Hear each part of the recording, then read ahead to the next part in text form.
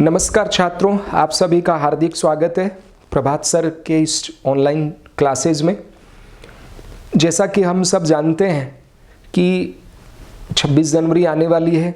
संविधान हमारा 26 जनवरी 1950 को लागू हुआ था और 2 दिन पहले मैं संविधान की क्लास प्रारंभ कर रहा हूँ। मैंने आपको भारतीय इकोनॉमिक्स लगभग पूरी पढ़ा दी है, कुछ टॉपिक उसके बचे हुए वो जल्दी ही आपके बिगिन कर दिए जाएंगे। आज एक नए विषय के साथ फिर से मैं प्रस्तुत हुआ हूं और आशा करता हूं कि बहुत शानदार तरीके से आपकी ये क्लासें संपन्न होंगी। सबसे पहले आज की क्लास प्रारंभ करें इससे पहले हम अपने गुरुजनों को और माँ सरस्वती का वंदन करें। मैं भी अपने उन गुरुजनों को आज याद करना चाहूँगा जिनके पढ़ाने से मैं इतना काबिल बना हूं कि आज मैं आप लोगों को पढ़ा पा रहा हूं। मेरे शिक्षकों में Shri Ashok Singh sir, Meridian classes Delhi, Shri Vinay Singh sir, Dhyeya IAS Delhi, Adarsh Kumar sir Delhi से, मंजीत सर दिल्ली विश्वविद्यालय से और Shri Abhay Kumar sir Synergy IAS, जहाँ से लोक प्रशासन की मैंने अध्ययन किया था। इन शिक्षकों से मैंने बहुत शानदार तरीके से अध्ययन किया और उनके अध्यापन के कारण आज मैं आप लोगों को पढ़ा पाने में सक्षम हूँ। तो ऐसे सभी गुरुजनों और माँ सरस्वती को प्रणाम करते हुए आज मैं अपनी क्लास का शुभारंभ करना चाह रहा हूँ। तो बच्चों, सबसे पहले हम ये जो नया एक विषय प्रारंभ कर रहे हैं इसमें कैसे हम पढ़ेंगे, क्या क्या पढ़ने वाले हैं, ये थोड़ा सा मैं इस पहले वीडियो लेक्चर के अंदर आपको बता दूँ कि होगा क्या कि हम लोग इसमें सीक्वेंस से चलेंगे। जैसे ऑफलाइन आप पढ़ते हैं ना कि आज क्लास में जितना टॉपिक हुआ उतना करा दिया, फिर कल दोबारा आकर के वहाँ से हम शुरू करते हैं। तो इसमें भी आपकी क्लास 1, क्लास 2, क्लास 3 इस तरह से आपकी ये 50-60 क्लास होंगी, लगभग 2-2 घंटे की। तो आपका पूरा पॉलिटी, कॉन्स्टिट्यूशन और गवर्नेंस इसमें कंप्लीट हो जाएगा। फिर आप चाहें आईएएस की प्रिपरेशन कर रहे हों, आरएस की प्रिपरेशन कर रहे हों या एमपीपीएससी का एग्ज़ाम दो या यूपीपीएससी का एग्ज़ाम दो, इसके अलावा अन्य जितनी भी कॉम्पिटिटिव एग्ज़ाम जो आप दे रहे हैं, चाहे सीडीएस, एनडीए, जहाँ पर भी आपका पॉलिटी एंड कॉन्स्टिट्यूशन वाला पोर्शन होगा वो सारा आप आसानी से सॉल्व कर पाओगे। इतना व्यापक दायरा लेकर के मैं चलूँगा। हाँ, इसका लेवल चूँकि आईएएस के लिए हम लोग ये क्लासेस चला रहे हैं तो थोड़ा लेवल उसी तरीके का रहेगा, एकदम फैक्चुअल नहीं रहेगा। फैक्चुअल, कंसेप्चुअल एंड करंट तीनों को लेकर के हम लोग इसमें साथ चलेंगे। पहले आपको एक टॉपिक के बारे में पूरा मैं डिटेल जानकारी दूंगा और उसके बाद में बच्चों आपको उस टॉपिक से रिलेटेड जितने भी प्रश्न अभी तक पूछे गए हैं सिविल सेवाओं में वो सारे प्रश्न भी आपको मैं सॉल्व करवा दूंगा। तो आज हम लोग जो टॉपिक प्रारंभ करेंगे पहली क्लास के अंदर वो है भारतीय संविधान का विकास, डेवलपमेंट ऑफ कॉन्स्टिट्यूशन। ठीक है, डेवलपमेंट ऑफ कॉन्स्टिट्यूशन नामक इस टॉपिक के अंतर्गत हम क्या क्या पढ़ने वाले हैं, यानी जो आगामी 1.5 घंटे 2 घंटे तक आप मेरे साथ अध्ययन करेंगे, तो इसके अंतर्गत बच्चों हम राज्य व्यवस्था एवं राजनीति विज्ञान में अंतर, संविधान से क्या तात्पर्य है, संविधान सभा से संबंधित महत्वपूर्ण तथ्य, भारतीय संविधान के विकास की पृष्ठभूमि, संविधान सभा के वाचन, संविधान सभा द्वारा अन्य जो महत्वपूर्ण कामकाज किए गए वो देखेंगे और संविधान सभा से संबंधित जितने डाउट्स, शंकाएं थी उनका समाधान। जैसे कई लोगों ने कहा ना कि ये उधार का बुरा है, ये बहुसंख्यक हिंदू थे उनके द्वारा बनाया हुआ संविधान है, या कुछ लोगों ने कांग्रेस जो पार्टी उस समय की उसके द्वारा बनाया हुआ है। ठीक है, बहुत लंबा टाइम लगा, बहुत ज्यादा पैसे खर्च हुए, कई तरह की इसमें बातचीत है। तो ये सारी शंकाएं और उनका समाधान हम लोग देखेंगे। इसके बाद में संविधान के प्रावधान हमने किन किन देशों से लिए हैं वो सारे हम लोग पढ़ेंगे और भारतीय संविधान की जो प्रमुख विशेषताएं हैं वो भी बच्चों हम लोग इसमें देखने वाले हैं। और उसके बाद में आईएएस, आरएस, एमपीपीएससी, यूपीपीएससी, अन्य पीसीएस में जितने क्वेश्चंस पूछे गए, एनडीए, सीडीएस या अन्य जहाँ से भी अच्छे क्वेश्चंस जो हैं वो मैंने लिए हैं, उन सारे प्रश्नों को यहाँ पे मैं आपसे डिस्कस करूँगा और उनका क्या बेस्ट आंसर है वो उत्तर, उनका सही उत्तर आपको पता होना चाहिए। और साथ ही साथ मेंस के प्रश्न भी आपको यहाँ दिए जाएंगे। ये मेंस के प्रश्न होंगे आपको स्क्रीन के ऊपर लिखे रहेंगे, मैं आपको बोल दूंगा, आप उसको नोट करके आपको करना क्या बच्चों, ये जितने भी प्रश्न हैं आप इनको लिखेंगे, उनका उत्तर लिखेंगे और उसके बाद में आप उनको मुझे टेलीग्राम के ऊपर भेज दीजिए। मेरा जो टेलीग्राम चैनल है प्रभात सैनी के नाम से, आप उसका लिंक मेरे चैनल का जो अबाउट चैनल है ना, वहाँ जा कर के और आपको टेलीग्राम का लिंक मिल जाएगा, उस पर आप क्लिक करेंगे तो उसको आप ज्वाइन कर लीजिए और ज्वाइन करके फिर आप अपना प्रश्न लिख के उसका उत्तर लिखो और उत्तर लिख के मुझे भेज दो। फिर जैसे ही मुझे समय मिलेगा मैं उसको चेक करके वापस आपको अपने चैनल के माध्यम से वहीं पे उसको सेंड कर दूंगा, चेक करके डिजिटल तरीके से पूरा उसमें नोट लिखा रहेगा, क्या कमी है, कैसे लिखना चाहिए, क्या क्या उसमें सुधार की गुंजाइश है और कितने अंक आपको मिल सकते हैं, ये सारी चीज़ें उसमें बता दी जाएगी। तो ज़्यादा से ज़्यादा बच्चों को बेनिफिट मिल सके, ये मेरा एक प्रयास रहेगा। आप सबसे भी गुजारिश है कि आप इस चैनल से ज़्यादा बच्चों को जोड़ें, ज़्यादा से ज़्यादा सब्सक्राइबर इसमें शामिल हो सके।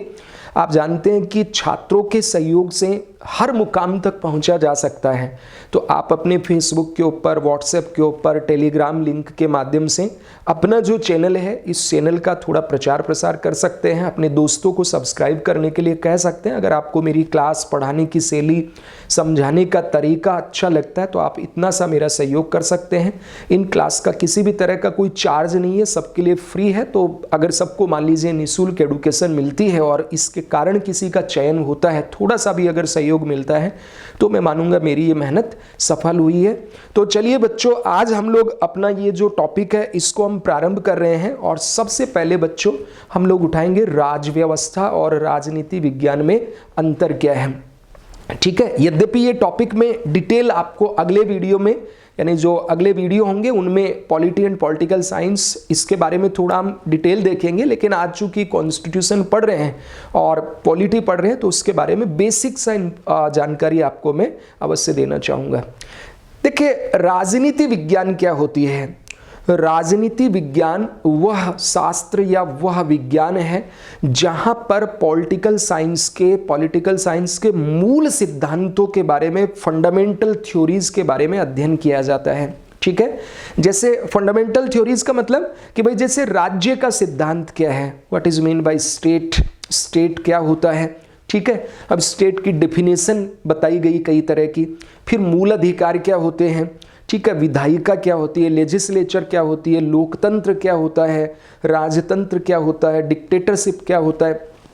इन सब के शासन से संबंधित जो सिद्धांत होते हैं, उन सिद्धांतों को हम राजनीति विज्ञान के अंतर्गत पढ़ते हैं। तो राजनीति विज्ञान का मतलब क्या हो गया, जहां पर पॉलिटिकल साइंस के मूल सिद्धांतों का अध्ययन किया जाता है उसको बच्चों क्या कहा जाता है, राजनीति विज्ञान कहा जाता है।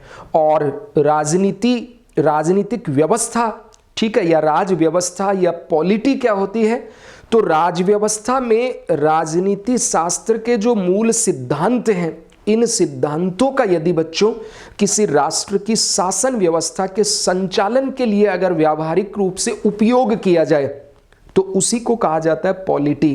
क्या कहा जाता है, पॉलिटी। मैंने आपको कहा पॉलिटिकल साइंस मतलब जहां राजनीति विज्ञान के सिद्धांतों का अध्ययन किया जाता है, राजनीति विज्ञान है, और इन सिद्धांतों का व्यवहार में किसी राष्ट्र की शासन व्यवस्था के संचालन हेतु उपयोग किया जाए तो उसको पॉलिटी या राज व्यवस्था कहा जाता है। बात समझ में आया सभी के? तो एक बार देख लेते हैं। राजनीति विज्ञान में जहां राजनीति विज्ञान के यानी पॉलिटिकल साइंस के मूल सिद्धांतों का अध्ययन किया जाता है, तो वहीं राज व्यवस्था पॉलिटी में उन सिद्धांतों का किसी राष्ट्र की शासन व्यवस्था के संचालन हेतु व्यावहारिक उपयोग किया जाता है। ठीक है, ये यहाँ पे थ्योरीज हैं और यहाँ इन थ्योरीज का प्रैक्टिकल इंप्लीमेंटेशन है। ठीक है, यहाँ पे नए नए सिद्धांत हम पढ़ते हैं राजनीति विज्ञान के, जो राजनीति विज्ञान के थिंकर्स हैं उनके बारे में पढ़ते हैं, और उन थिंकर्स ने जो थ्योरीज दी हैं, जो सिद्धांत दिए हैं, उन सिद्धांतों का अगर किसी राष्ट्र की शासन व्यवस्था के संचालन हेतु उपयोग किया जाए तो उसी को राज व्यवस्था कहा जाता है। इस राज व्यवस्था का संचालन कुछ विशिष्ट नियमों के अनुसार होता है। किसी भी देश की जो पॉलिटी है, राज व्यवस्था है, उस राज व्यवस्था का संचालन के लिए कुछ आमूल थ्योरीज होती हैं। ठीक है, उन थ्योरीज के अनुसार ही वहां की शासन व्यवस्था का संचालन होता है, चाहे वो डिक्टेटरशिप हो, चाहे वो मोनार्की यानी राजतंत्र हो, या फिर बच्चों चाहे डेमोक्रेसी यानी लोकतंत्र हो। यानी शासन का कैसा भी स्वरूप हो, शासन का स्वरूप चाहे कैसा भी हो, वहां शासन व्यवस्था के संचालन के लिए कुछ आमूल सिद्धांत बनाए जाते हैं, ठीक है ना। और इन सिद्धांतों के अनुसार ही वहां की शासन व्यवस्था चलाई जाती है। चाहे जैसे भारत की बात करें, भारत एक लोकतांत्रिक गणराज्य है, ठीक है, डेमोक्रेसी है भारत में। तो भारत की जो राज व्यवस्था है, इसके संचालन के लिए भी हमने कुछ मूल नियम बना रखे हैं। इसी तरह जैसे इंग्लैंड है तो वहाँ पे मोनार्की है, जापान है वहाँ मोनार्की है, तो वहाँ पर भी वहाँ की शासन व्यवस्था के संचालन के लिए कुछ नियम बनाए हुए हैं, ठीक है। या नॉर्थ कोरिया जैसे डिक्टेटरशिप एक तरह से, वहाँ पर भी शासन संचालन हेतु कुछ मूल नियम बनाए हुए हैं। इन मूल नियमों के अनुसार ही बच्चों वहाँ की शासन व्यवस्था का संचालन किया जाता है। और ये जो शासन व्यवस्था के संचालन के लिए मूल नियम होते हैं, इन नियमों के लिए हर देश में संविधान का निर्माण किया गया। हर देश में किसका निर्माण किया गया है? संविधान का, कॉन्स्टिट्यूशन का निर्माण किया जाता है। और इस संविधान के प्रावधानों के अनुसार ही हर देश की शासन व्यवस्था का संचालन होता है। तो अभी तक मैंने आपको क्या बताया कि देखो भाई, राजनीति शास्त्र या पॉलिटिकल साइंस क्या होता है? जिसमें राजनीति विज्ञान के मूल सिद्धांतों का अध्ययन किया जाता है, थ्योरेटिकल एस्पेक्ट्स, ठीक है। और पॉलिटिक या राजव्यवस्था क्या है? तो पॉलिटी या राजव्यवस्था के अंतर्गत राजनीति विज्ञान के मूल सिद्धांतों का, फंडामेंटल थ्योरीज का हम किसी देश की शासन व्यवस्था के संचालन हेतु इस्तेमाल करते हैं, उपयोग करते हैं। बात समझ गए? और हर देश की जो राजव्यवस्था है, इस राजव्यवस्था के संचालन हेतु प्रत्येक राष्ट्र के लिए अलग अलग नियम होते हैं, ठीक है। चाहे वो डेमोक्रेसी हो, चाहे वो मोनार्की हो, चाहे वो डिक्टेटरशिप वाला राष्ट्र हो, हर राष्ट्र की शासन व्यवस्था के संचालन के लिए कुछ मूल नियम बनाए जाते हैं।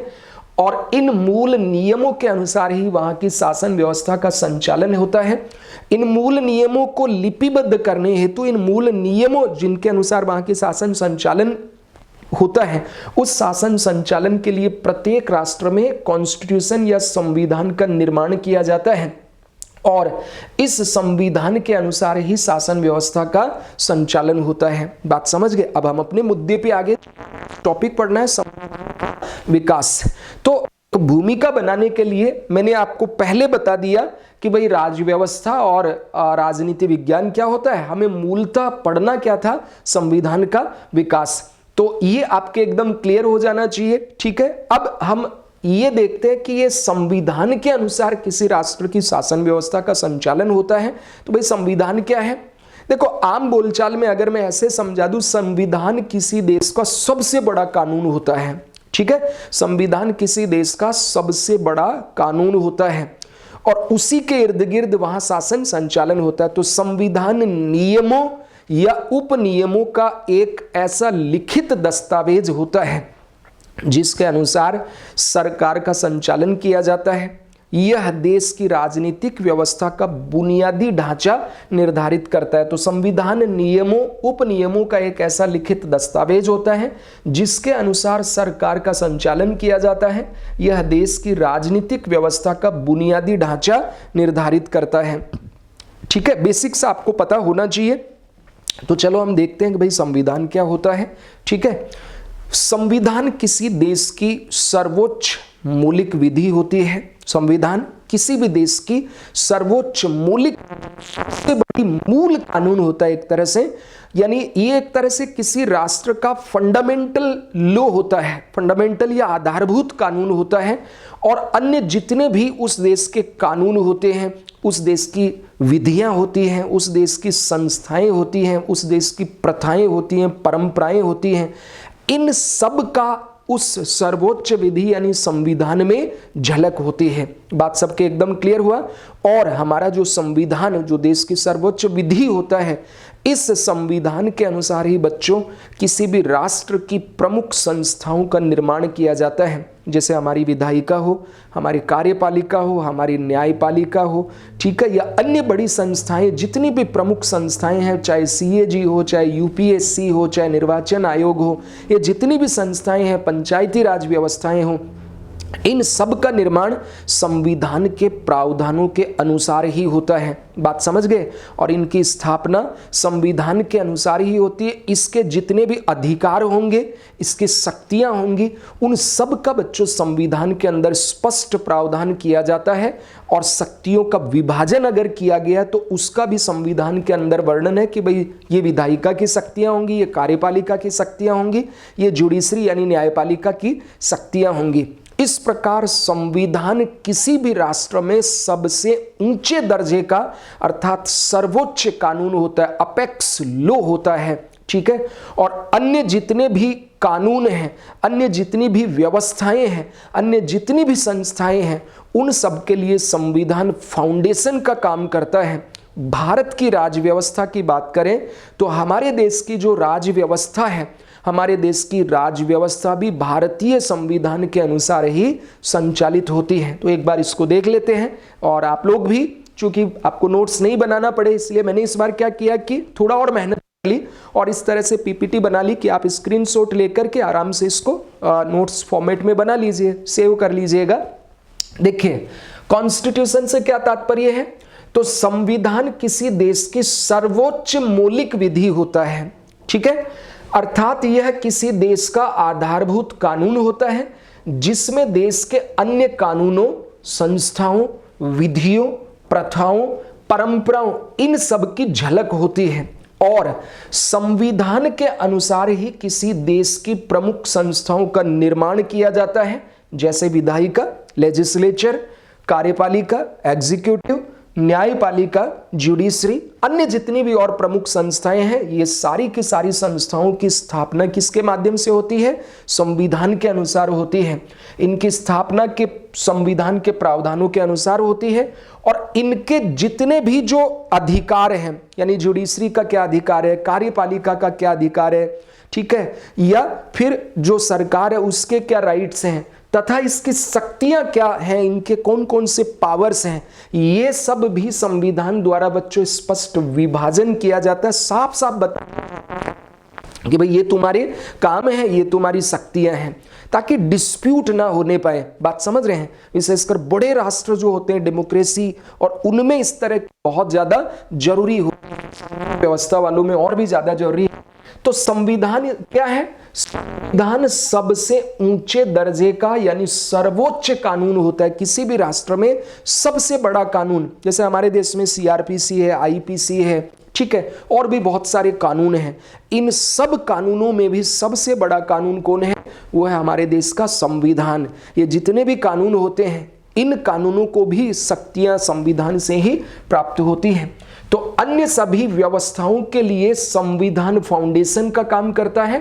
तो क्या मैंने बताया कि संविधान सबसे ऊंचे दर्जे का सर्वोच्च कानून होता है, किसी राष्ट्र का फंडामेंटल कानून होता है, मूल कानून होता है, और अन्य सभी व्यवस्थाओं के लिए फाउंडेशन का काम करता है।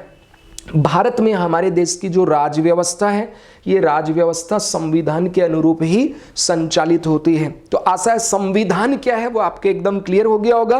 15 शब्दों में अगर आपको RS में पूछ ले, मेंस में, या MPPSC में पूछ ले कि संविधान से क्या तात्पर्य है, तो आप सिर्फ इतना सा लिख देंगे कि संविधान किसी देश की सर्वोच्च विधि होती है, अर्थात यह किसी देश का आधारभूत कानून होता है, फंडामेंटल लॉ होता है, सर्वोच्च कानून होता है। बस इतना आपको लिखना है कि किसी भी राष्ट्र का जो मूल कानून है, सर्वोच्च कानून है, फंडामेंटल कानून है, वह संविधान कहलाता है।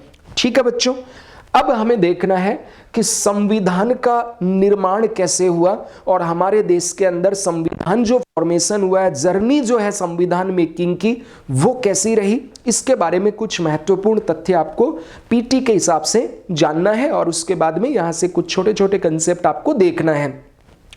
आज पॉलिटी की पहली क्लास है, मेरी आप सबसे फिर अपेक्षा है ज़्यादा से ज़्यादा अपने चैनल के ऊपर सब्सक्राइबर बने, ज़्यादा से ज़्यादा बच्चों को ये जो मेरी मेहनत है इसका लाभ मिले। तो आप सब जितने भी मेरे छात्र हैं उन सब से मेरी गुजारिश है कि आप जितना संभव हो सके अपने दोस्तों से इस चैनल के बारे में चर्चा कीजिए कि यार प्रभात सर का चैनल है, उस पर इकोनॉमिक्स की क्लास आपको मिल रही है, पॉलिटी एंड कॉन्स्टिट्यूशन मिलेगा, थोड़े दिन बाद में ये खत्म होती है, आपको साइंस टेक्नोलॉजी मिल जाएगा, जियोग्राफी मिल जाएगा। यानी ये जितना ज़्यादा पॉपुलर होगा उतना ही ज़्यादा पॉजिटिव एनर्जी के साथ मैं भी काम कर पाऊंगा। मोटिवेशन तो मिलता ही है कि देखो हाँ ज़्यादा से ज़्यादा बच्चों को इससे लाभ मिल रहा है। तो ये आप थोड़ा सा काम आप करते रहिएगा, ठीक है। संविधान सभा, कॉन्स्टिट्यूशन असेंबली जो है फैक्ट हैं वो भी आपको अवश्य जानना चाहिए। तो देखो बच्चों, सबसे पहले 1895 में जो बाल गंगाधर तिलक थे,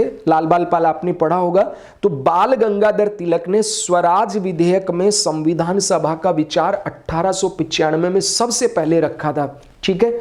उसके बाद में 1922 में महात्मा गांधी जी ने यह मांग की थी कि भारत का राजनीतिक भाग्य भारतीयों के द्वारा बनाया जाएगा, भारत का संविधान राजनीतिक भाग्य स्वयं भारतीय लिखेंगे, we the people of India, ठीक है। हम भारत के जो लोग हैं वो स्वयं हमारा संविधान बनाएंगे, ब्रिटिश जो सरकार है वो नहीं बनाएगी, हमें स्वीकार ही नहीं है। तो गांधी जी ने 1922 के अंदर ही ये कह दिया था कि भारत का जो संविधान है वो कौन बनाएंगे, स्वयं भारतीय बनाएंगे। और सबसे पहले संविधान सभा के गठन के बारे में प्रसिद्ध मार्क्सवादी विचारक मानवेंद्र नाथ रॉय, एमएन रॉय ने बच्चों संविधान सभा के गठन के लिए औपचारिक रूप से फॉर्मली ये डिमांड रखी कि भाई हमारे देश का एक संविधान सभा होनी चाहिए, ठीक है। फिर 1935 में पहली बार भारतीय राष्ट्रीय कांग्रेस जो थी हमारे देश की बड़ा भूमिका निभाई। तो इंडियन नेशनल कांग्रेस ने 1935 में संविधान सभा मांग रखी। बात समझ रहे हैं? 1895 में सबसे पहले संविधान सभा का विचार किसने रखा? बाल गंगाधर तिलक के जो स्वराज विधेयक था उसमें। और 1922 में गांधी जी ने मांग की कि भारत का जो संविधान है वो स्वयं भारतीय बनाएंगे। 1934 में 1934 में पहली बार एमएन रॉय, मानवेंद्र नाथ रॉय ने औपचारिक रूप से पहली बार संविधान सभा के गठन का विचार रखा। उसके बाद में जो भारतीय राष्ट्रीय कांग्रेस आईएनसी है उसने 1935 में पहली बार भारतीय राष्ट्रीय कांग्रेस ने संविधान सभा के गठन की मांग की। इसके बाद में 1938 में पंडित जवाहरलाल नेहरू जी ने संविधान सभा की मांग को स्पष्ट रूप से ब्रिटिश सरकार के समक्ष रखा और उन्होंने ये कहा कि कांग्रेस स्वतंत्र और लोकतंत्रात्मक राज्य का समर्थन करती है, ठीक है।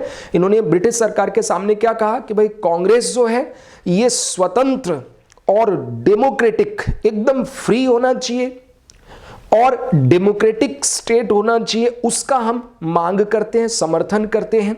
उन्होंने यह प्रस्ताव भी दिया कि स्वतंत्र भारत का संविधान बिना बाहरी हस्तक्षेप के एक ऐसी संविधान सभा द्वारा बनाया जाना चाहिए जो वयस्क मतदान के आधार पर निर्वाचित की गई हो, यानी एक ऐसी संविधान सभा हो जिसको चुनावों के माध्यम से जनता के द्वारा, जो वयस्क मताधिकार हैं, जनता के द्वारा चुनी हुई एक संविधान सभा होनी चाहिए और बिना किसी बाहरी हस्तक्षेप के, यानी ना तो ब्रिटिश गवर्नमेंट का हस्तक्षेप हो, ना तो कोई जो ये जितने भी राजे रजवाड़े थे उनका कोई हस्तक्षेप हो। स्वतंत्र तरीके से जनता द्वारा निर्वाचित की गई एक कॉन्स्टिट्यूशनल असेंबली होनी चाहिए, उसके द्वारा हमारा संविधान बनना चाहिए। बात सबके एकदम क्लियर हुआ। 1938 में किसने मांग की? पंडित जवाहरलाल नेहरू ने। और अंग्रेजों ने 1940 में पहली बार संविधान सभा के गठन की मांग को स्वीकार किया और इसी को बच्चों अगस्त प्रस्ताव कहा जाता है। आप हिस्ट्री के अंदर इसको पढ़ेंगे, ठीक है, तो वहां पे आपको इसके बारे में बता दिया जाएगा। तो अंग्रेजों ने पहली बार 1940 में संविधान सभा की मांग को स्वीकार किया। हालांकि उन्होंने कॉन्स्टिट्यूशनल असेंबली शब्द यूज नहीं किया था, ठीक है। तो यह अगस्त प्रस्ताव आप देखते हैं, ठीक है। तो देखिए, अंग्रेजों ने पहली बार अगस्त प्रस्ताव 1940 में संविधान सभा की मांग को स्वीकार किया। हालांकि इसमें संविधान सभा शब्द का प्रयोग नहीं किया गया था। बात सबके एकदम क्लियर हुआ। तो ये कुछ ऐतिहासिक फैक्ट हैं हमारी कॉन्स्टिट्यूशन के निर्माण के लिए, जो संविधान सभा बनाई जानी थी इसके लिए। अब भारतीय संविधान का विकास है, इसकी पृष्ठभूमि को जरा हम देख लेते हैं। ठीक है बच्चों, भारतीय संविधान का निर्माण एक संविधान सभा द्वारा किया गया। ठीक है, आपको ध्यान होगा क्रिप्स मिशन आया था 1942 में। क्रिप्स मिशन ने दी तो उसको जो मुस्लिम लीग थी उसने रिजेक्ट कर दिया। ठीक है, और चूंकि मुस्लिम लीग थी वो चाह रही थी कि भाई 2 संविधान सभा बने, एक भारत के लिए और एक पाकिस्तान के लिए। ठीक है, उसके बाद में उसने इसको रिजेक्ट कर दिया, तो जो क्रिप्स मिशन था वो फेल हो गया। उसके बाद पुनः अंग्रेजों ने यानी ब्रिटिश सरकार ने भारत के संविधान निर्माण के लिए कैबिनेट मिशन भेजा 1946 में। इसके तहत भी मुस्लिम लीग चाह रही थी कि भाई भारत के लिए 2 संविधान होने चाहिए, पृथक पृथक संविधान सभाओं के द्वारा, एक भारत के लिए और एक पाकिस्तान के लिए। ये कैबिनेट मिशन योजना जो थी इसने भी 2 संविधान सभा के विचार को रिजेक्ट किया, लेकिन बहुत से ऐसे प्रावधान किए जिससे मुस्लिम लीग खुश हो गई कि चलो ठीक है, उन्होंने इसकी मांग को मान लिया। तो भारत का संविधान का निर्माण एक संविधान सभा द्वारा किया गया। ये जो संविधान सभा है, इस संविधान सभा की स्थापना किसके माध्यम से हुई? तो कैबिनेट मिशन योजना 1946 के तहत हमारे देश की संविधान सभा का गठन किया गया था। इस संविधान सभा के अंतर्गत कुल 389 सदस्य थे। 389 टोटल कितने मेंबर होने थे? 389 मेंबर होने थे। ठीक है, इसमें 296 तो बच्चों जो ब्रिटिश भारत था, ब्रिटिश भारत के अंदर 11 तो प्रांत थे। ठीक है, उन प्रांतों से और 4 उच्चायुक्त थे, उनसे ये सदस्य 296 लिए जाने थे। यानी 292 तो कहां से लेने थे? 292 तो लेने थे प्रांतों से, ब्रिटिश प्रांतों से, और 4 बच्चों लेने थे जो 4 उच्चायुक्त प्रांत थे, दिल्ली, अजमेर और मेरवाड़ा, बलूचिस्तान और कुर्ग, यहां से 4 लेने थे। टोटल ये मिलकर के कितने हो जाएंगे? तो ये हो जाएंगे 296, यहां से हमें लेने थे। ठीक है, तो ध्यान से जरा समझना है। कैबिनेट मिशन योजना के तहत संविधान सभा का निर्माण हुआ। इस संविधान सभा में शुरुआत में 389 सदस्य थे।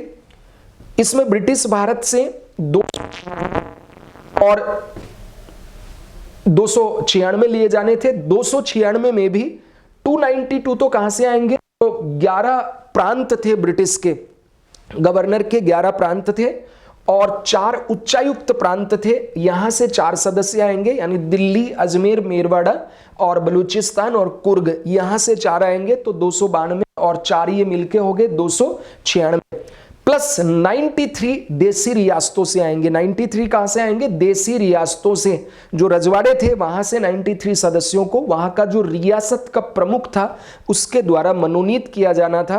तो 296 और 93 जुड़ के हो गए 389। तो 389 सदस्यों की एक संविधान सभा बनाने का प्रस्ताव इसके माध्यम से दिया गया। किंतु हमारे देश का विभाजन होने के बाद मुस्लिम लीग ने संविधान सभा से अपने सदस्यों को वापस बुला लिया, जिससे इसकी सदस्य संख्या घटकर के मात्र 299 रह गई। ठीक है, होनी कितनी थी? तो 389 होनी थी अगर भारत और पाकिस्तान एक रहते तो, लेकिन चूंकि मुस्लिम लीग ने कहा कि हमें तो अलग पाकिस्तान ही चाहिए, इससे कम तो अब कुछ मांगेंगे ही नहीं हम, और उसके बाद में जब देश का विभाजन के ऊपर सहमति हो गई तो मुस्लिम लीग ने संविधान सभा से अपने सदस्यों को वापस बुला लिया। इसके परिणाम स्वरूप सदस्यों की संख्या 389 से घटकर 299 रह गई। 299 कैसे हुई? तो इसमें जो ब्रिटिश भारत था, ब्रिटिश भारत में टोटल थे 296, उनकी संख्या घट करके रह गई 229, और जो देसी रियासतों की 93 सीटें थी उसमें 23 सीटें कम करके और कर दी गई 70 रियासतें। ठीक है, तो 229 और 70 मिलकर के बच्चों अब मात्र 299 सदस्यों की ये संविधान सभा रह गई। बात सबके एकदम क्लियर हो गया। तो 229 तो थे ब्रिटिश भारत के और 70 रह गए देसी रियासतों के, और अब संख्या मात्र संविधान सभा के सदस्यों की हो गई 299। ब्रिटिश प्रांत और देसी रियासतों को उसकी जनसंख्या के अनुपात में प्रत्येक 10 लाख जनसंख्या के ऊपर एक सीट दी गई, यानी 10 लाख लोगों के ऊपर एक सदस्य वहां से चुना जाना। तो ब्रिटिश प्रांतों से की जो 292 सीटें थी, इसमें मुस्लिम, सिख और सामान्य और सिख के अलावा हिंदू, जैन, बुद्ध, ये ब्रिटिश इंडियन यानी एंग्लो इंडियन, ये सारे सामान्य में आ जाएंगे। ठीक है, तो ब्रिटिश प्रांतों की 292 सीटों में मुस्लिम भी थे, सिख भी थे और सामान्य व्यक्ति भी थे। यहां सामान्य का मतलब गैर मुस्लिम और गैर सिख, ठीक है, उनकी जनसंख्या के अनुपात में विभाजित किया गया। मुस्लिमों को 78 सीटें दी गई, सिखों को 4 सीटें दी गई, तथा सामान्य सिख और मुस्लिम के अलावा जो अन्य धर्मावलंबी थे, हिंदू या एंग्लो इंडियन, जैन, बुद्धिस्ट, ये 210 इसमें चुने गए। तो 210, 4 और 78 मिलकर के कितने हो गए? ये 292। और 4 लोग जो थे वो ब्रिटिश के जो प्रांत थे, उसमें भी चूंकि बलूचिस्तान अब पाकिस्तान की ओर चला गया। ठीक है, तो इस तरीके से ये अब 299 लोग ही रह गए हैं, क्योंकि मुस्लिम लीग जो है वो संविधान सभा में अब शामिल होना नहीं चाहती, उसको पाकिस्तान चाहिए। कुछ फैक्ट ऐसे और इंटरेस्टिंग है, जैसे संविधान सभा के जो चुनाव हुए, तो संविधान सभा के चुनाव में पाकिस्तान के संस्थापक जो जिन्ना साहब थे वो भी उसमें नहीं गए, चुनाव ही नहीं लड़ा उन्होंने। महात्मा गांधी जी थे, उन्होंने भी संविधान सभा के लिए चुनाव नहीं लड़ा। ठीक है, इसी तरह तेज बहादुर सप्रू और जयप्रकाश नारायण ने संविधान सभा से त्यागपत्र दे दिया कि भाई हम नहीं रहेंगे, त्यागपत्र दे दिया। देसी रियासतें जो थी, देसी रियासतों ने भी संविधान सभा से प्रारंभ में अलग रहे। ठीक है, और उनके जो 93 सदस्य थे उनको उन्होंने नियुक्त ही नहीं किया। तो देखो, बनना था 389, मुस्लिम लीग अलग हो गया, रियासतों ने भी शुरुआत में इसमें अपने सदस्यों को भाग लेने से मनोनीत नहीं किया। तो इस तरीके से इसमें सदस्यों की संख्या थी वो घट करके कितनी रह गई? 299 रह गई। ठीक है, फिर संविधान के अंदर महिलाएं कितनी थी ये भी कई बार पूछ लिया जाता है। तो हमारी संविधान सभा जो थी उसमें 15 महिलाएं भी थी। ठीक है, जैसे आपके सामने सरोजिनी नायडू, विजय लक्ष्मी पंडित, सुचेता कृपलानी, एनी मस्क्रीन, रेणुका रॉय, अम्मू स्वामीनाथन, पूर्णिमा बनर्जी, मालती चौधरी, कमला चौधरी, लीला रॉय, दक्षयनी वेलायुथन, बेगम एजाज रसूल, दुर्गाबाई देशमुख, हंसा जीवराज मेहता, राजकुमारी अमृत कौर। अब इनके नाम इतने याद नहीं रखना है, ज्यादा से ज्यादा आपके राज्य से कौन है ये देख सकते हैं, या जो पॉपुलर जैसे सरोजनी नायडू, विजय लक्ष्मी पंडित, सुचेता कृपलानी, ये पॉपुलर हैं इस तरह से। ठीक है, तो 15 महिलाएं थी। बात सबके क्लियर हो गया, यानी महिलाओं का भी इसमें अच्छा खासा प्रतिनिधित्व था हमारे संविधान के निर्माण में। 15 देश की उस समय की जो महिलाएं थी, सशक्त महिलाएं, उनको संविधान सभा के अंतर्गत लिया गया था। ठीक है, अब देखते हैं संविधान जो हमारा बना, इस संविधान सभा का किस तरीके से जो बैठक वगैरह थी वो हुई। तो जैसा कि आप जानते हैं कि कैबिनेट मिशन योजना 1946 के तहत हमारे देश में संविधान निर्माण के लिए हमने ये सारी योजना बनाई। तो संविधान सभा के लिए जो ब्रिटिश भारत थे, इसमें जुलाई अगस्त में चुनाव हुए, और जुलाई अगस्त में चुनाव हुए, उसके बाद जो निर्वाचित होकर के लोग आए, इसके बाद इसकी पहली बैठक बच्चों 9 दिसंबर 1946 को आयोजित हुई थी। संविधान सभा की पहली बैठक कब आयोजित हुई? तो संविधान सभा की पहली बैठक संविधान सभा की जो पहली बैठक थी बच्चों, वो कब हुई? तो 9 दिसंबर 1946 को आयोजित हुई। ध्यान रखना है सभी को, संविधान सभा की प्रथम बैठक 9 दिसंबर 1946 को आयोजित हुई। इसमें टोटल 299 सदस्यों में से शुरुआत के अंदर जो देसी रियासतें थी, उनके प्रमुखों ने अपनी ओर से सदस्यों को नॉमिनेट करके भेजा नहीं। ठीक है, इसके परिणाम स्वरूप टोटल 211 सदस्य उपस्थित रहे। टोटल कितने उपस्थित रहे? 211 सदस्य ही उपस्थित रहे। और चूंकि इसमें मुस्लिम लीग और देसी रियासतें शामिल नहीं हुई थी, जिसके परिणाम स्वरूप ये संख्या कम हो गई। इसी तरह आपको एक फैक्टर याद रखना यहां पे कि पहली बार जब संविधान सभा की बैठक हुई 9 दिसंबर 1946 को, तो इसके जो अस्थायी तौर पर अध्यक्ष चुने गए थे वो चुने गए थे डॉक्टर सच्चिदानंद सिन्हा।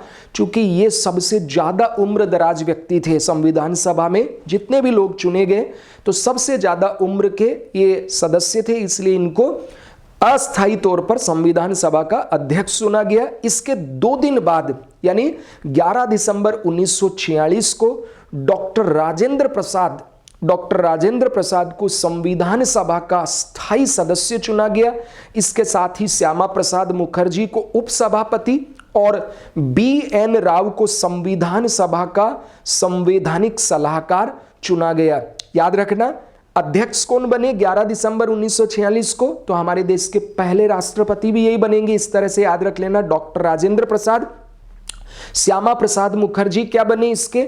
श्यामा प्रसाद मुखर्जी उपसभापति, उपाध्यक्ष भी कह सकते हैं, और BN राव संविधान सभा के संवैधानिक सलाहकार, लीगल एडवाइजर बनाए गए। ठीक है, इसके बाद इसकी तीसरी बैठक जो हुई वो भी बहुत महत्वपूर्ण है। तीसरी बैठक बच्चों 13 दिसंबर 1946 को हुई, और इसी दिन हमारे देश के जो भावी पहले प्रधानमंत्री होंगे पंडित जवाहरलाल नेहरू जी, तो पंडित जवाहरलाल नेहरू जी ने एक ऑब्जेक्टिव रिजोल्यूशन उद्देश्य प्रस्ताव प्रस्तुत किया था। और ये जो उद्देश्य प्रस्ताव था, इसको 22 जनवरी 1947 को सर्वसम्मति से संविधान सभा द्वारा उद्देश्य प्रस्ताव को स्वीकार कर लिया गया। और इसी उद्देश्य प्रस्ताव के अंतर्गत हमारे संविधान का जो ढांचा था, कॉन्स्टिट्यूशनल स्ट्रक्चर, संवैधानिक ढांचे, और इसकी जो फिलोसॉफी है, हमारे संविधान का जो दर्शन है, उसके बारे में पूरा एक तरह से वर्णन है। जब हम आगे वाले क्लास में उद्देश्य का प्रियम्बल के बारे में पढ़ेंगे तो वहां पे मैं उद्देश्य प्रस्ताव में जो प्रमुख बातें थी वो आपको बताऊंगा। ठीक है, तो ये फैक्ट आपको याद रखना है कि संविधान सभा की बैठक 9 दिसंबर 1946 को आयोजित हुई। इसमें 211 सदस्य उपस्थित थे। इसमें मुस्लिम लीग एवं देसी रियासतें शामिल नहीं हुई थी, जिसके अस्थायी अध्यक्ष बनाए गए सच्चिदानंद सिन्हा को। इसके 2 दिन बाद बच्चों 11 दिसंबर 1946 को डॉक्टर राजेंद्र प्रसाद को संविधान सभा का स्थायी अध्यक्ष चुना गया। श्यामा प्रसाद मुखर्जी को उपसभापति या उपाध्यक्ष चुना गया, और BN राव, भीमराव अंबेडकर जी नहीं है, याद रखना, BN राव सर को संविधान सभा का संवैधानिक सलाहकार चुना गया। तीसरी बैठक 13 दिसंबर 1946 को हुई। इस दिन पंडित जवाहरलाल नेहरू ने उद्देश्य प्रस्ताव प्रस्तुत किया था, और 22 जनवरी 1947 को उद्देश्य प्रस्ताव को सर्वसम्मति से संविधान सभा के द्वारा एक्सेप्ट कर लिया गया, स्वीकार कर लिया गया। और इसमें था क्या? तो संवैधानिक ढांचे और दर्शन के बारे में इसकी जानकारी थी। आपको एक चीज ये भी याद रखना है कि ये जो चुनाव हुए थे ब्रिटिश भारत के, तो ब्रिटिश भारत के चुनाव में टोटल 292 सीटें थी। इन 292 सीटों में 73 सीटें मिली किसको? मुस्लिम लीग को। ठीक है, और 208 सीटें कांग्रेस, और 15 सीटें किसको मिली? तो 15 सीटें निर्दलीय या अन्य छोटे जितने भी जो दल थे उन सबको इसमें ये सीटें इस तरीके से प्राप्त हुई। ठीक है, तो ये इस तरीके से सीटें उस वक्त जो चुनाव हुए थे उनमें इनको मिली थी। अब हमें आगे देखना है। देखिए, मुस्लिम लीग संविधान के निर्माण होने के बाद में इससे हट गया था, तो मुस्लिम लीग इसके अंतर्गत थी नहीं, और देसी रियासतें थी, उन्होंने कहा कि भाई अभी हम लोग नहीं भेजेंगे मनोनीत करके, तो उनके सदस्य भी इसमें मनोनीत नहीं भेजे गए थे शुरुआत के अंदर।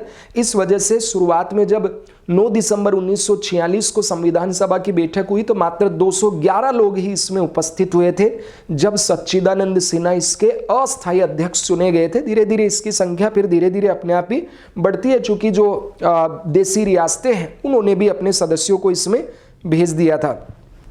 राजस्थान से भी संविधान सभा के 12 सदस्य को शामिल होने का सौभाग्य मिला, जैसे मुकुट बिहारी भार्गव अजमेर और मेरवाड़ा, ठीक है।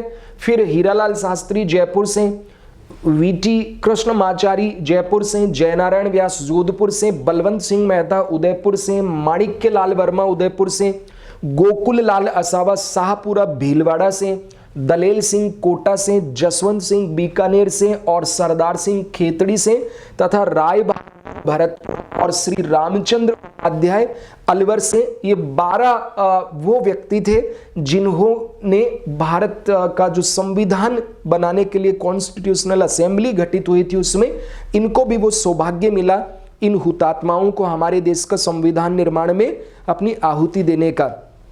इस संविधान सभा ने संविधान निर्माण के लिए विभिन्न विषयों पर विभाजित करते हुए लगभग 22 समितियों का निर्माण किया। यानी हमारा संविधान था, इसमें अलग अलग विषयों के लिए अलग अलग समितियों का निर्माण किया गया। इसमें 12 समितियां बहुत महत्वपूर्ण थी, ठीक है, जो मूल संवैधानिक मामलों के लिए बनाई गई थी। यानी 12 समितियां ऐसी थी जो हमारा मूल संविधान है उन संवैधानिक बड़े संवैधानिक मामलों के लिए बनाई गई। शेष 10 समितियां कार्य विधि संबंधी मामलों से संबंधित थी। यानी 22 समितियों का निर्माण करके और विभिन्न संविधान के सदस्यों को उनका अध्यक्ष और सदस्य बना करके ये निर्माण किया गया। तो हम जो महत्वपूर्ण 12 समितियां उनके बारे में देख लेते हैं और कई बार यहां से सीधे सीधे आपको प्रश्न भी पूछ लिए जाते हैं, ठीक है। तो आपको याद रखना समिति का नाम और उसके अध्यक्ष। बात सबके एकदम क्लियर हुआ। प्रारूप समिति जो ड्राफ्ट कमेटी थी ये सबसे महत्वपूर्ण है। BR अम्बेडकर साहब इसके अध्यक्ष थे। इसके अलावा 6 और इसके सदस्य मेंबर थे, जैसे के मुंशी साहब, अलादी कृष्ण स्वामी, एन गोपाल स्वामी, ठीक है, एन माधवराव, ठीक है। इसी तरह वीटी कृष्णमाचारी, ये 6 लोग इसके अन्य सदस्य थे भीमराव अंबेडकर के अलावा, ठीक है। तो ये याद रखना आपको, बस इनका नाम और समिति के अध्यक्ष यहां तक भी याद रहेगा तो आपके बहुत से प्रश्न, और इवन यहां से प्रश्न पूछे गए हैं। थोड़ी देर बाद में जब मैं इस ऊपर आऊंगा तो आपको लगेगा कि यहां से यूपीएससी में भी प्रश्न पूछे गए हैं, यहां से आरएस में भी पूछे गए, एमपीपीएससी में भी, यूपीपीएससी में भी, एनडीए पीएस के अंदर भी और अन्य जितनी एग्जाम है उनमें भी यहां से सीधे सीधे प्रश्न पूछे जाते हैं। तो देखिए बच्चों, प्रारूप समिति के अध्यक्ष डॉक्टर भीमराव अंबेडकर, जो कि हमारे देश के संविधान के जनक, ठीक है, हमारे संविधान के जनक हैं, वो थे। और कार्य संचालन समिति KM मुंशी, संघ शक्ति समिति पंडित जवाहरलाल नेहरू, संघ संविधान समिति पंडित जवाहरलाल नेहरू, ठीक है। अब ध्यान रखना, प्रांतीय संविधान समिति और एक है संघ संविधान समिति। तो संघ संविधान समिति जहां पे आएगा वो है पंडित जवाहरलाल नेहरू, और प्रांतीय संविधान समिति आएंगे वहां सरदार वल्लभ भाई पटेल। याद रखना, ये 2 में याद रखना, ठीक है। फिर 5वां देखिए, मूल अधिकार एवं अल्पसंख्यक समिति। तो मूल अधिकार एवं अल्पसंख्यक समिति सरदार वल्लभ भाई पटेल। प्रांतीय संविधान समिति सरदार वल्लभ भाई पटेल, ठीक है। 3 में, ये 2 में पंडित जवाहरलाल नेहरू जी, और फिर सरदार वल्लभ भाई पटेल मूल अधिकार और अल्पसंख्यक में, और प्रांतीय संविधान समिति में। 3 में डॉक्टर राजेंद्र प्रसाद हैं, वो है प्रक्रिया समिति डॉक्टर राजेंद्र प्रसाद, तदर्थ झंडा समिति राजेंद्र प्रसाद, अल्पसंख्यक उप समिति, ठीक है, इसमें कौन है, पटाभी सीतारमैया, और अल्पसंख्यक उप समिति इसमें HC मुखर्जी, ठीक है, HC मुखर्जी, श्यामा प्रसाद मुखर्जी नहीं है, ये HC मुखर्जी है, ये याद रखना है। और जो सदन समिति है उसके अध्यक्ष थे पटाभी सीतारमैया, तथा वित्त एवं स्टॉक समिति बच्चों AN सिन्हा। इस तरीके से ये 12 महत्वपूर्ण समितियां थी। इनके अध्यक्षों के नाम आपको याद रखना है, ज्यादा टफ नहीं है, 2-4 बार आप करेंगे। और विशेष करके देखिए प्रारूप वाला हो गया, कई बार पूछते हैं, ये शुरुआत वाली जो है इनके बारे में आपको पूछ लिया जाता है कि इनके अध्यक्ष कौन थे। या यहां प्रश्न इस तरह से भी पूछ लेगा आपको एक तरफ सूची 1 देगा, सूची 2 देगा, सूची में समिति का नाम और इधर सुमेलित में आपको उल्टा दे देगा। जैसे प्रारूप समिति में दे दिया के मुंशी, ऊपर यहाँ पे कार्य संचालन में दे दिया पंडित जवाहरलाल नेहरू। अब इनको मैच द फॉलोइंग, या कौन से सही है कौन से असत्य कथन है, इस तरीके से आपको पूछा जा सकता है। तो ये प्रश्न कैसे कैसे पूछे गए इनके ऊपर हम चर्चा करेंगे। इन सब में जो महत्वपूर्ण समिति है वो समिति है बच्चों आपकी प्रारूप समिति। इसको 29 अगस्त 1947 को गठित किया गया। ठीक है, 29 अगस्त 1947 को इसका फॉर्मेशन हुआ। किसकी अध्यक्षता में? तो BR अम्बेडकर की अध्यक्षता में। ये संविधान का प्रारूप बनाने के लिए बनाई गई थी, यानी सबसे महत्वपूर्ण समिति है। इसी के द्वारा पूरा इसका ड्राफ्ट बनाया गया है। और इस समिति में BR अम्बेडकर के अलावा भी 6 सदस्य थे, तो टोटल 7 सदस्य, अध्यक्ष सहित 7, या BR अम्बेडकर के अलावा 6 सदस्य इसमें थे। कौन कौन से हैं तो जरा स्क्रीन पे देखिए। उपरोक्त समितियों द्वारा प्रस्तुत रिपोर्ट के आधार पर डॉक्टर भीमराव अंबेडकर की अध्यक्षता वाली प्रारूप समिति का गठन 29 अगस्त 1947 को किया गया था। इस समिति ने संविधान का प्रारूप बनाया था। मतलब जरा ध्यान से समझो, ये जितनी भी समितियां हैं, इन समितियों ने जो रिपोर्ट प्रस्तुत की, इस रिपोर्ट के आधार पर भीमराव अंबेडकर की अध्यक्षता वाली प्रारूप समिति ने संविधान का प्रारूप बनाया। और इस प्रारूप समिति का गठन कब हुआ था? तो 29 अगस्त 1947 को इसका गठन किया गया था। इस समिति में BR अम्बेडकर के अलावा भी 6 सदस्य थे। श्री KM मुंशी, अलादी कृष्ण स्वामी अय्यर, N गोपाल स्वामी आयंगर, सैयद मोहम्मद सादुल्ला, N माधवराव। अब ध्यान रखना, N माधवराव को श्री BL मित्र के त्यागपत्र देने के बाद में शामिल किया गया। वस्तुतः श्री BL मित्र अस्वस्थ थे, इस वजह से इनको इसमें लिया गया। और श्री VT कृष्णमाचार्य जी को 1948 में इसमें शामिल किया गया। वस्तुतः इसके सदस्य थे DP खेतान जी। DP खेतान जी की मृत्यु होने के बाद में उनकी जगह श्री VT कृष्णमाचार्य जी को लिया गया। बात सबके क्लियर हो गया। अब इस समिति ने, यानी 7 सदस्यीय समिति ने संविधान का प्रारूप तैयार करने में लगभग 6 महीने लगाए। ठीक है, 29 अगस्त को इसका गठन हुआ और इस समिति ने 141 बार बैठक की, 141 बार बैठक करके और इसका प्रारूप बनाया। और 21 फरवरी 1948 को 6 महीने बाद में इसने प्रथम बार प्रारूप को पब्लिक कर दिया। यानी पहली बार जनता के सामने संविधान का एक प्रारूप रखा गया 6 महीने का समय लेकर के, और जनता को कहा गया कि भाई आप इसके ऊपर अपने विचार दो, आप क्या चाहते हैं, कोई संशोधन चाहते हैं, कोई ऐसी चीज, भाई हम ही तो सर्वोच्च या कुछ है नहीं कि हम ही जानते हैं। तो अगर आपको कुछ और सुझाव देने हो या कोई विचार हो, कोई शिकायत हो, तो आप हमें सुझाव दीजिए। और जनता ने 7635 संशोधन के सुझाव दिए। और उसके बाद में इस समिति ने 8 माह का उनको समय दिया था। ठीक है, उसमें 7635 संशोधन इसने स्वीकार किए और उनको निपटाया। उसके बाद में अक्टूबर 1948 को 8 माह बाद इसका दूसरा प्रारूप प्रकाशित किया। तो जरा बोर्ड पे एक बार देख लीजिए, यहां से आपको कई बार प्रश्न पूछ लिया जाता है कि निम्नलिखित में से प्रारूप समिति का कौन सदस्य नहीं था, इनके अलावा कोई भी नाम आ जाए 7 के अलावा तो, या आपको पूछ लिया जाए अध्यक्ष कौन थे, कब गठन किया गया, उद्देश्य क्या था, ये सारी चीजें आपको याद होना चाहिए। प्रारूप समिति ने प्रारूप तैयार करने में लगभग 6 माह का समय लिया। इस दौरान समिति की 141 बैठकें हुई। प्रारूप समिति ने 21 फरवरी 1948 को इस प्रारूप को सार्वजनिक कर दिया 6 महीने बाद में, और जनता को इस पर विचार करने हेतु तथा सुझाव देने के लिए 8 माह जनता ने इसमें कुल 7,635 संशोधन सुझाव, बहुत सारे सुझाव दिए। उन सुझावों में 7,635 संशोधन सुझावों को स्वीकार किया और उन्हें निपटाया गया। दूसरा प्रारूप अक्टूबर 1948 में 8 माह बाद प्रकाशित किया गया, यानी फरवरी के बाद में अक्टूबर 1948 में 8 महीने बाद इसका दूसरा प्रारूप प्रस्तुत किया गया। अब प्रारूप बन के आ गया, ड्राफ्ट बन के आ गया। इस ड्राफ्ट का पठन होगा, वाचन होगा, यानी संविधान सभा के अंतर्गत अब जो प्रारूप समिति ने संविधान बना करके प्रस्तुत किया, इसके ऊपर 3 प्रमुख वाचन होंगे। प्रथम वाचन प्रारंभ होता है 4 नवंबर 1948 से 9 नवंबर 1948, यानी 5 दिन ये चलता है। बात सबके एकदम क्लियर हुआ? तो जरा बोर्ड पे एक बार देखिए, संविधान सभा के वाचन, या वाचन का मतलब रीडिंग, कितनी बार पठन हुआ इसका संविधान सभा में। तो प्रथम वाचन 5 दिन चला, 4 नवंबर 1948 से 9 नवंबर 1948 तक।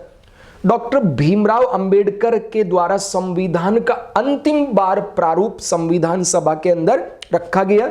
यह संशोधित प्रारूप का पहला वाचन होता है, जो संशोधित रखा गया था, अमेंडमेंट करके, सुधार करके। इसके ऊपर 5 दिन चर्चा हुई।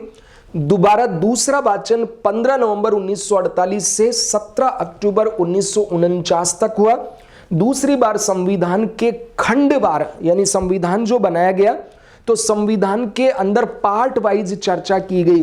ठीक है, पहले पार्ट पे चर्चा, दूसरे पार्ट, तीसरे भाग पे, चौथे भाग, इस तरीके से इस पर चर्चा की गई। तो पहली बार 4 नवंबर से 9 नवंबर 1948, पुनः दूसरा वाचन 15 नवंबर 1948 से 17 अक्टूबर 1949 तक लंबा चला, बहुत लंबा भी इस पे बहस हुई, इस पे चर्चा हुई और संविधान के प्रत्येक खंडवार, पार्ट वाइज इस पर विचार किया गया। इसके बाद में तीसरा वाचन 14 नवंबर 1949 को प्रारंभ हुआ और 26 नवंबर 1949 को पूरा हुआ।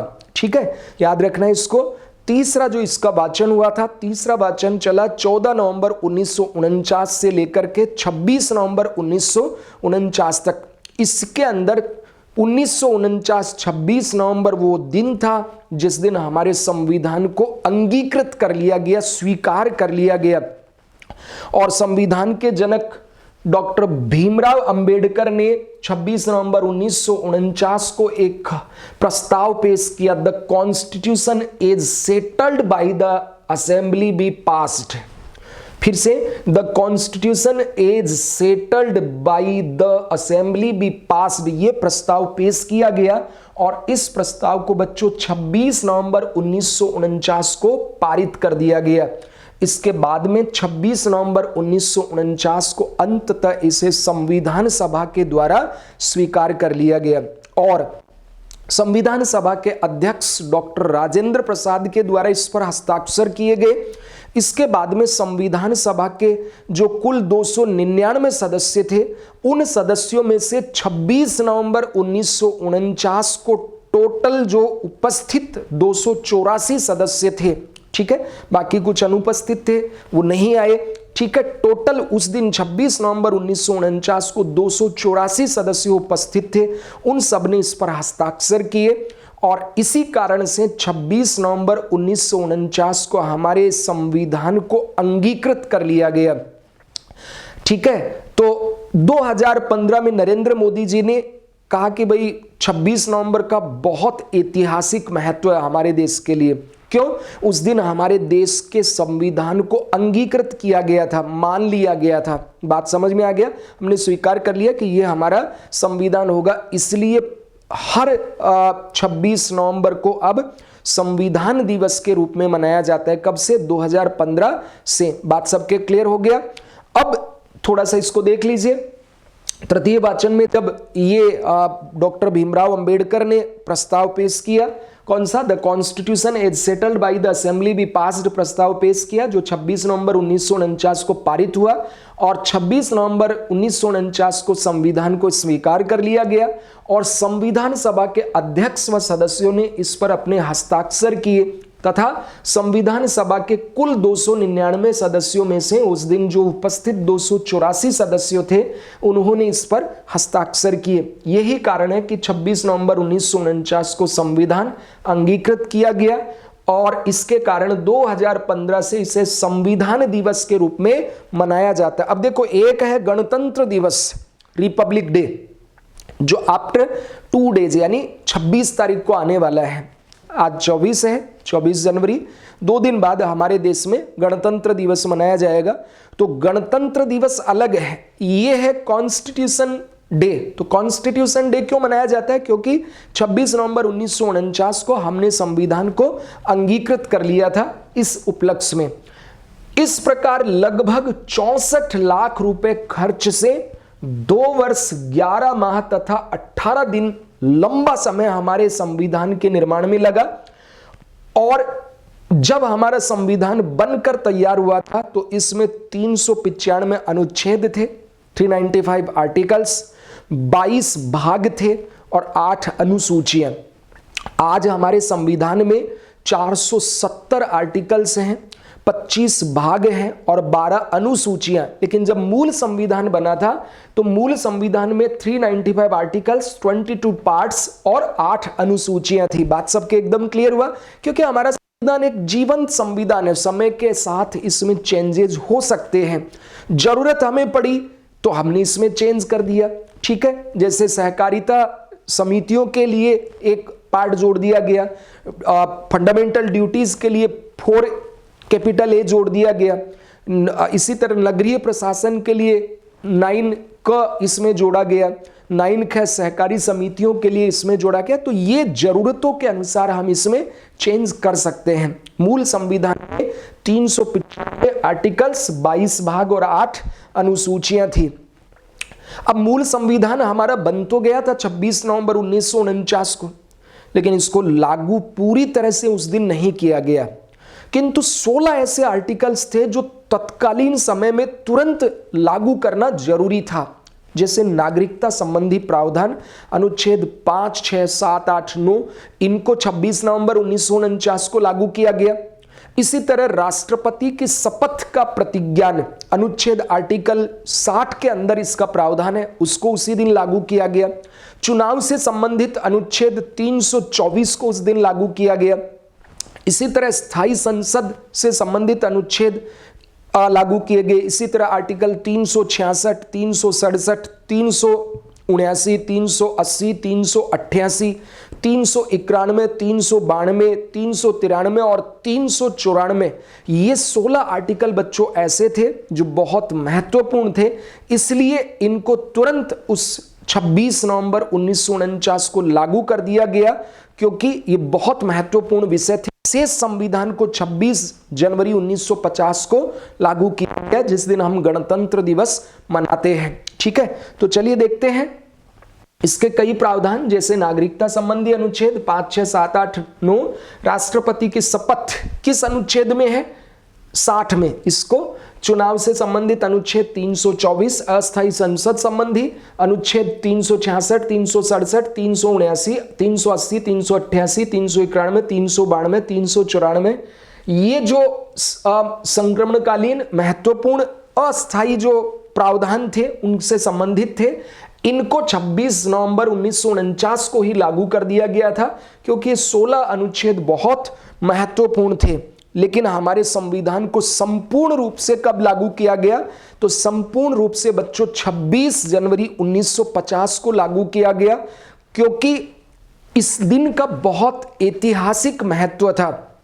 आपको ध्यान होगा दिसंबर 1929 के अंदर कांग्रेस का जो लाहौर अधिवेशन था, उसमें पंडित जवाहरलाल नेहरू ने एक संकल्प प्रस्तुत किया था कि हम 26 जनवरी 1930 को पूर्ण स्वराज दिवस मनाएंगे और तिरंगा झंडा लहरा करके हमारी आज़ादी सेलिब्रेट करेंगे 1930 के अंदर। तो उसी दिन की याद में जब हमने 26 जनवरी 1950 को पहली बार हमने स्वराज दिवस मनाया था, तो उसकी स्मृति में, उसकी याद में, उसको ऐतिहासिक बनाने के लिए शेष संविधान को संपूर्ण रूप से बच्चों 26 जनवरी और 50 को लागू किया गया, इसलिए इसको रिपब्लिक डे या गणतंत्र दिवस भी कहा जाता है, जो कि अभी हम सेलिब्रेट करने वाले हैं।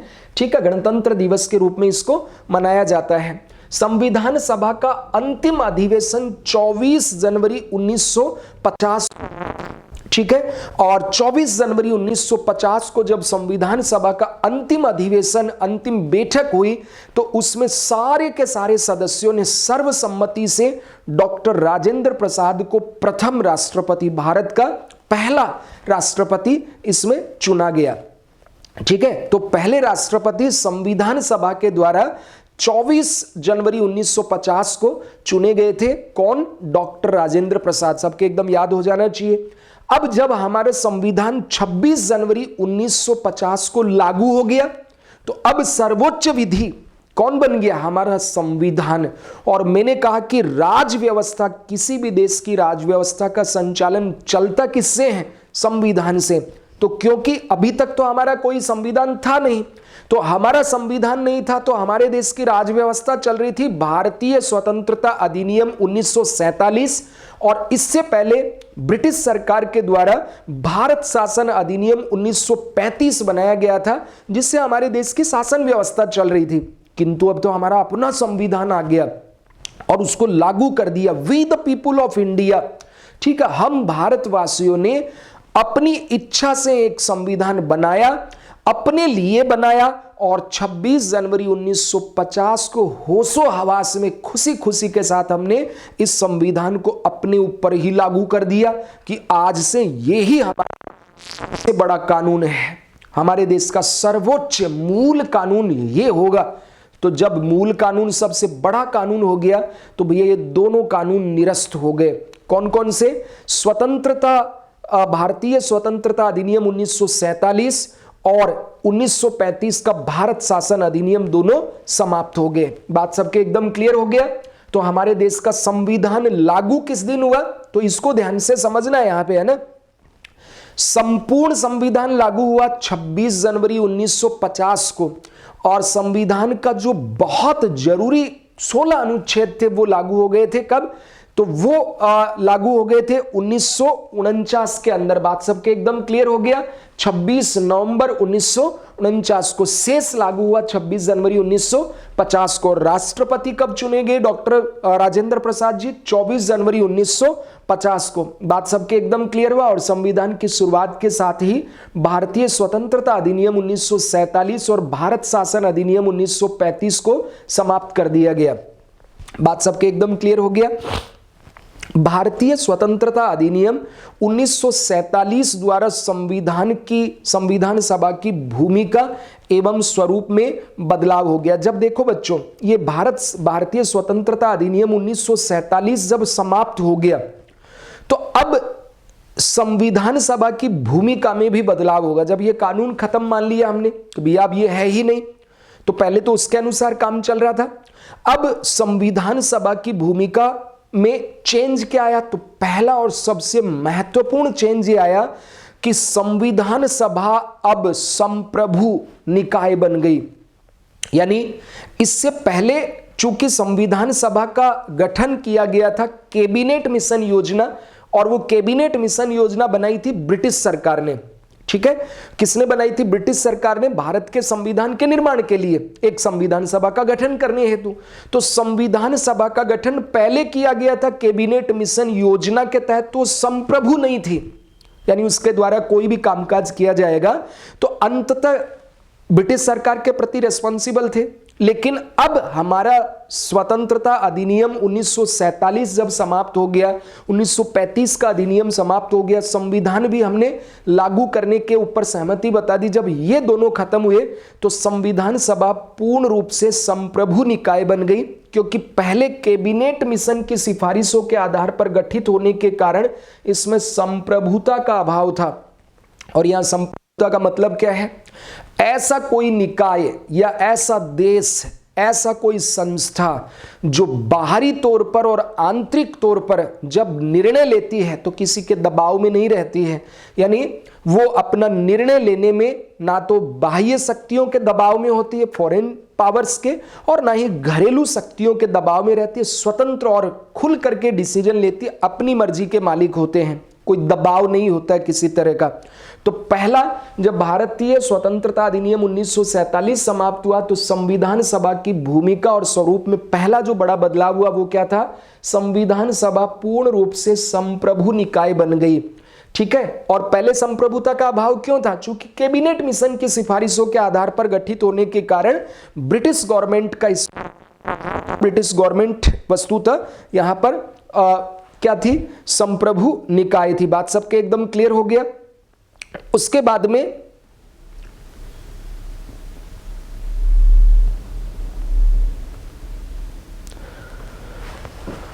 दूसरा जो महत्वपूर्ण बदलाव इसमें आता है, अब ये संविधान सभा जो थी इस पर दो तरह के दायित्व आ गए। पहला दायित्व कि भाई तुम्हें संविधान का भी निर्माण करना है। दूसरा दायित्व इसके ऊपर आया कि भाई अब 1947 को 15 अगस्त 1947 को जब हमारा देश आजाद हो गया तो 15 अगस्त 1947 को चुनाव तो हुए नहीं थे हमारे, ना तो कोई चुने हुए तब प्रधानमंत्री भी नहीं थे कि जनता ने चुन लिया, और ना ही कोई हमारी कार्यपालिका और ये भी नहीं थी, सरकार भी नहीं थी तब। ठीक है, और हमारी ये सारी व्यवस्था कैसे चलेगी? चूंकि अब ब्रिटिश तो चले गए यहां से, तो ऐसा कहा गया कि भाई अब ये संविधान सभा संविधान का कानून भी बनाएगी और कानून बनाने के साथ साथ हमारे देश की विधायिका के रूप में भी ये काम करेगी। इंटरिम गवर्नमेंट, जब तक नए चुनाव नहीं हो जाएंगे, जब तक नई सरकार का गठन नहीं हो जाएगा, तब तक ये ही संविधान सभा हमारे भारत की विधायिका के तौर पर काम करेगी। और इस विधायिका के तौर पर जब ये काम करेगी तो इसके जैसे लोकसभा स्पीकर होते हैं ना, अभी जैसे श्री ओम बिरला जी हैं वर्तमान में हमारे लोकसभा के जो अध्यक्ष हैं, वैसे ही श्री जीवी मावलंकर जी संविधान सभा के अध्यक्ष स्पीकर के तौर पर काम करेंगे। जब, अब ध्यान रखना यहां पर, संविधान सभा जब संविधान का निर्माण करेगी तो अध्यक्षता कौन करेंगे? डॉक्टर राजेंद्र प्रसाद जी। और जब संविधान सभा विधायिका के तौर पर काम करेगी तो अध्यक्षता कौन करेंगे? श्री जीवी मावलंकर जी। और तीसरा जो महत्वपूर्ण बदलाव हुआ, भाई अब देश का विभाजन हो गया, तो इसके परिणाम स्वरूप इसके सदस्यों की संख्या जो 389 थी उससे घटकर कितनी रह गई? 299। क्यों रह गई?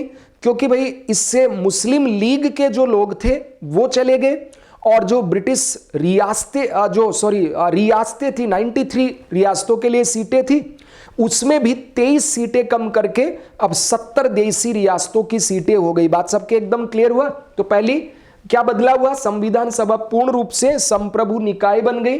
दूसरा, संविधान सभा पर दोहरा दायित्व आ गया। अब इसे संविधान निर्माण के साथ साथ विधायिका की भूमिका का भी निर्वहन करना था। विधायिका के रूप में इसके अध्यक्ष श्री जीवी मावलंकर थे। तीसरी बात, भारत के विभाजन के फलस्वरूप इसके सदस्यों की संख्या 299 रह गई, जो पहले 389 निश्चित की गई थी। क्यों ऐसा हुआ? क्योंकि अब मुस्लिम लीग जो पाकिस्तान में मिल गए उनकी संख्या कम हो गई, और जो देशी रियासतें पाकिस्तान में चली गई उनकी संख्या भी कम हो गई। तो 299 में 229 तो ब्रिटिश भारत जो था उससे सदस्य आए, और 70 देशी रियासतों से मनोनीत सदस्यों ने मिलकर के हमारे संविधान का निर्माण किया। बात सबके एकदम क्लियर हो गया? इस तरीके से 299 सदस्यों ने हमारे संविधान का निर्माण का काम किया। एकदम सबके क्लियर होना चाहिए। इस तरीके से बच्चों हमारी संविधान सभा के द्वारा हमारे संविधान का निर्माण किया गया, और बहुत टाइम लगा इसमें। 2 वर्ष 11 माह 18 दिन, इतना लंबा टाइम और इतना सारा उस समय का पैसा इसमें खर्च करके आज हमारे देश का संविधान बना जो है। इसी संविधान के कारण हमारा देश आज संचालित होता है।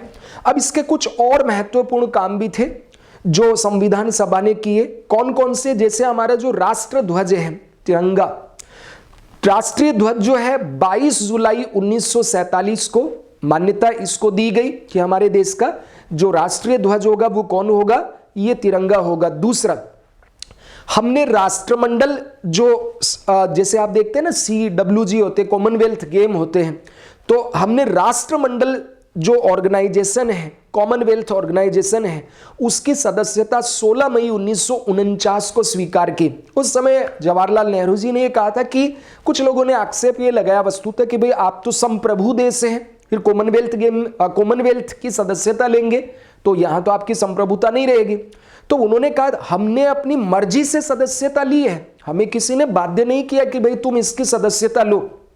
इसी तरह हमने यूएनओ की सदस्यता ली, हमने WTO की सदस्यता ली, IMF की ली, वर्ल्ड बैंक, किसी भी बाहरी संस्था की जब हम मेंबरशिप लेते तो बाध्य नहीं है, हमें को ये नहीं कर लेना ही पड़ेगा, हमारी मर्जी है, हमने अपनी इच्छा से लिया, जब चाहे छोड़ सकते हैं।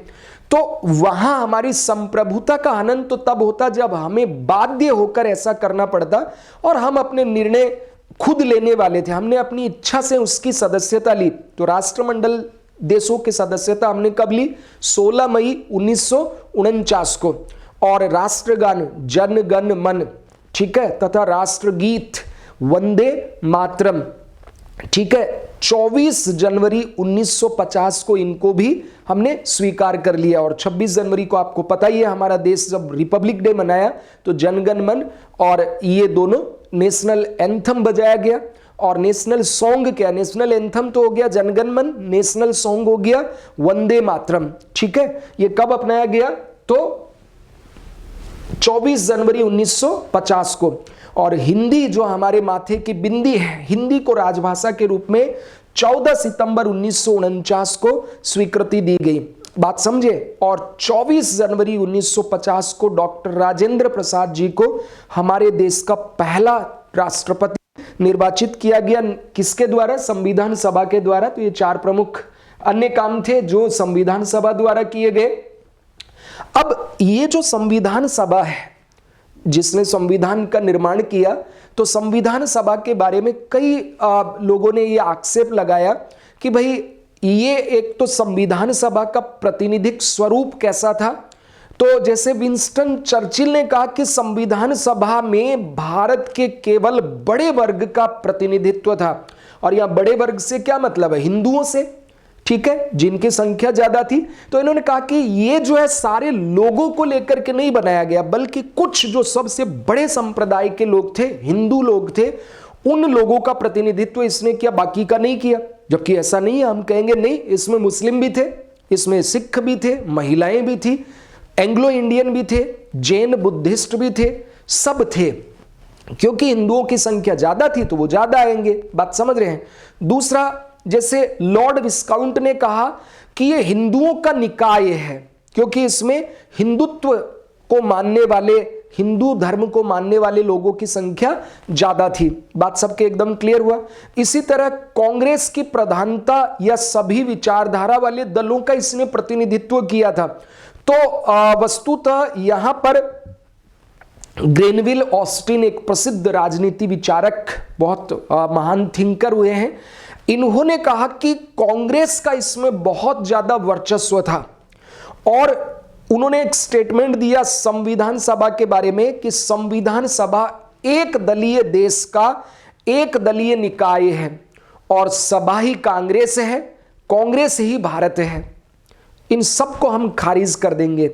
और उसके बाद में चौथा शंका उठाया जाता है कि ये संप्रभुता संपन्न थी भी या नहीं, जिस पर मैंने पहले भी कमेंट किया कि देखो भाई, शुरुआत में तो चूंकि इसका ब्रिटिश सरकार ने जो कैबिनेट मिशन योजना उसके माध्यम से गठन हुआ था, लेकिन जब हमारा देश आजाद हो गया और आजादी के बाद में जब हमारे देश के अंदर हमने 1935 का अधिनियम खत्म कर दिया और भारतीय स्वतंत्रता अधिनियम 1947 जो था वो खत्म हो गया, तो अब ये संविधान सभा संप्रभु निकाय बन गई है, यानी अब ये एक विधायिका के तौर पर भी काम कर रही है। कुछ लोगों ने कहा कि ये उधार का बोरा है। क्या है? उधार का बोरा है। तो इनके ऊपर चर्चा हम अगली क्लास में यानी कल करेंगे और कल लाइव 5 बजे हम लोग मिलेंगे। आज बच्चों थोड़ा टेक्निकल दिक्कत हो गई थी, 5 बजे ही आपकी क्लास होनी थी, किंतु चूंकि टेक्निकल प्रॉब्लम हो सकती है, फॉल्ट हो गया था वायर में, उसकी वजह से लाइव क्लास को रोक करके मैं इसको रिकॉर्ड करके बच्चों आपके लिए अभी अपलोड कर रहा हूं। मैं भी चाहता हूं कि आप लोग काफ़ी देर परेशान हुए होंगे, लेट हुए, 2 घंटे बाद ये क्लास अपलोड हो रही है, तो आपका प्यार ऐसे ही बना रहे। सारे बच्चे ज़्यादा से ज़्यादा इसको आप लाइक कीजिए, अपने दोस्तों के साथ शेयर कीजिए और आप कमेंट करके मुझे बताइए कि सर और क्या चाहते हैं, ठीक है, और आपको ऐसा क्या चाहिए कि सर अगर ऐसा हो जाए तो और मजा आ जाएगा। मैं चूंकि बहुत इनोवेटिव और बहुत ज्यादा स्वीकार करता हूं छात्रों की चीजों को, मेरा भी अंतिम ध्येय यही है कि ज्यादा से ज्यादा बच्चे मुझसे पढ़ करके ऑफिसर बने, सरकारी नौकरी उनकी लगे, राष्ट्र के निर्माण में वो अपना योगदान दे सके। तो आप सभी जितने भी जो छात्र हैं वो अपने अपने फेसबुक के ऊपर मेरे इस पेज को शेयर कीजिए, अपने दोस्तों को बोलिए, ठीक है, ज़्यादा से ज़्यादा लाइक कीजिए, शेयर कीजिए, सब्सक्राइब कीजिए, ठीक है। कल हम जो क्लास लेंगे तो उसमें टॉपिक आपका शुरू रहेगा संविधान सभा से संबंधित शंका एवं समाधान, और उसके बाद बच्चों 40 ऑब्जेक्टिव प्रश्न और जितने भी सब्जेक्टिव प्रश्न होंगे उनके ऊपर भी मैं कल की क्लास में चर्चा करूंगा। तो कल मिलते हैं ठीक 5 बजे, लाइव के साथ हम मिलेंगे। तब तक आराम से इसको पढ़िए, और अब आपको बुक उठा करके चाहे आप पॉलिटी की TMH ले लें या DD बसु ले सकते हैं, ठीक है, राजेश मिश्रा सर की बुक ले सकते हैं, या जहां भी आप पढ़ रहे हैं जो भी सोर्स आपके पास है वो आप पढ़ें, और उसके बाद में कल की क्लास में हम मिलेंगे। तब तक के लिए थैंक यू, खुश रहिए।